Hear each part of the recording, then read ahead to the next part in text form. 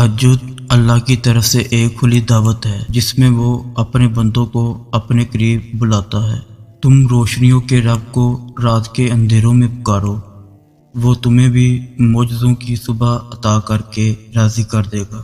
اللہ آپ کا انتظار کر رہا ہے۔ یقین جانیں یہ درد کا ڈھیر، ان گنت آرزو، یہ تمہارے غم اور تمہاری ہر دعا کا جواب رات کے 1/3 حصے میں ملے گا۔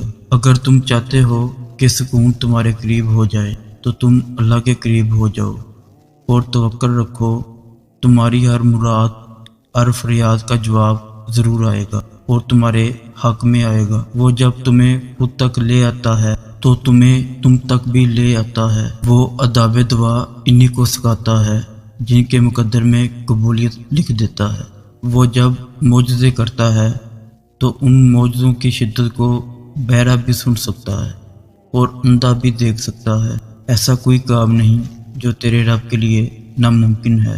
اور پھر اللہ نے تمہیں مشکلوں میں مایوس ہونے کے لیے نہیں بلکہ یقین کرنے کے لیے ڈالا ہے۔ مشکلیں تو تمہاری ختم ہی ہو جانی ہیں، جو مانگ رہے ہو وہ بھی مل جانا ہے۔